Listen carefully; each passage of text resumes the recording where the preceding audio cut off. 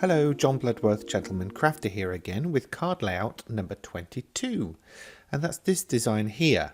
And it's particularly useful for all of those little hoarders, those that keep all the little scraps of card. I'm going to be using the gardenia papers. And generally what I'm going to be doing is die cutting mostly in this video. So I've got the layout here and I'm using some stacked squares and then a couple of other dies that I've got in my collection.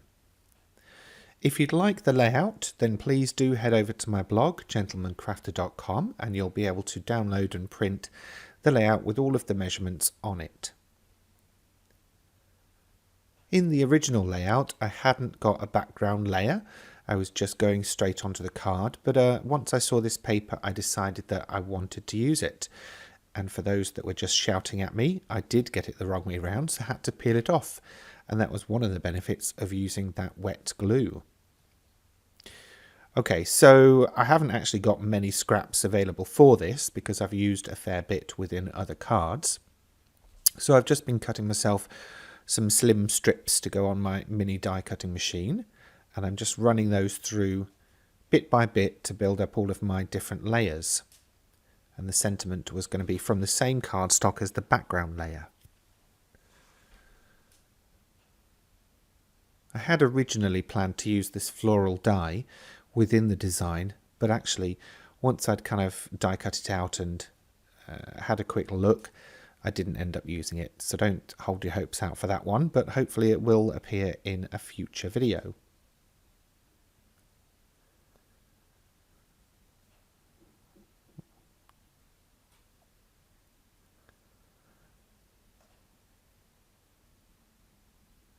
If you've been enjoying these videos, by the way, please do remember to give them a like or a thumbs up. And if you'd like to, leave a comment, ask questions, whatever you like really, either on the video itself or on my blog. Every little comment helps. And of course, if you know any card making friends, please do share these videos with them too. And hopefully they will come along and have a look.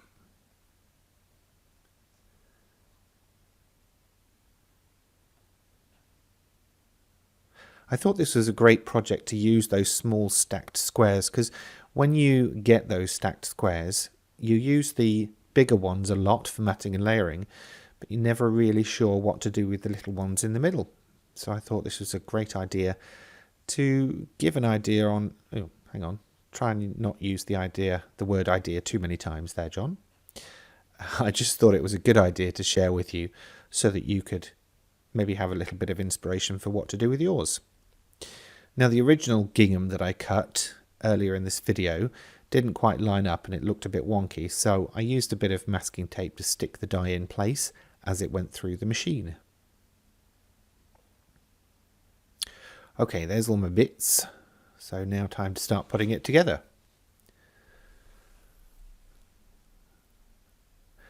As all of the decorative papers for this project came from the same pack, the colours automatically kind of worked well together, and I just teamed it up with a little bit of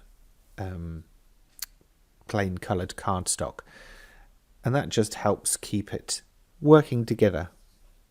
If you've got a big pile of scraps though, have a rummage around and sort out groups of colours.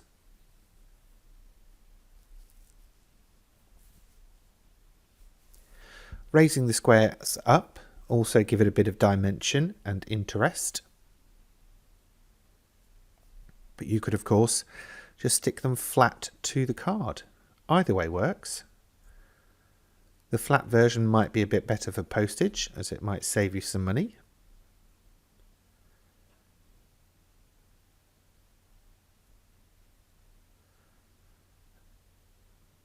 Now, having stuck this down with foam pads, how was I going to slip that one underneath?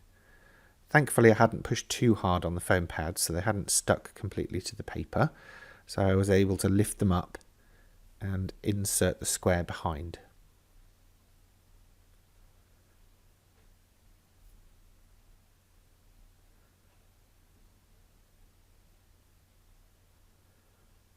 If nothing, hopefully this video will give you an idea of how to get around these little challenges.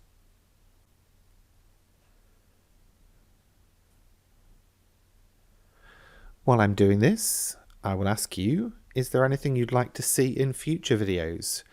I'm working predominantly with 6x4 cardstock, purely because it's a nice, easy format to work with, because you can divide up the space lots of different ways. If you'd prefer to see different shaped cards, please do let me know.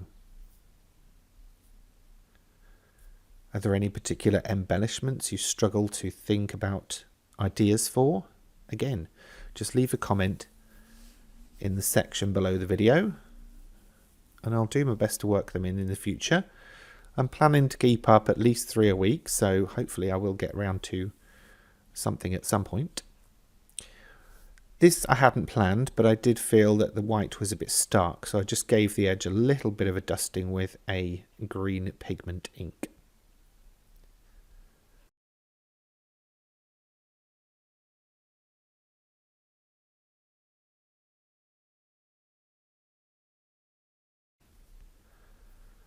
Okay, just a few gems to finish this one off, and that will be card number 22 done.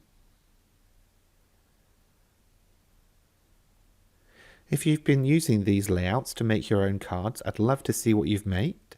Please feel free to head over to my Facebook page and tag me in any pictures you take and share. But that's it for this one. Thank you for watching.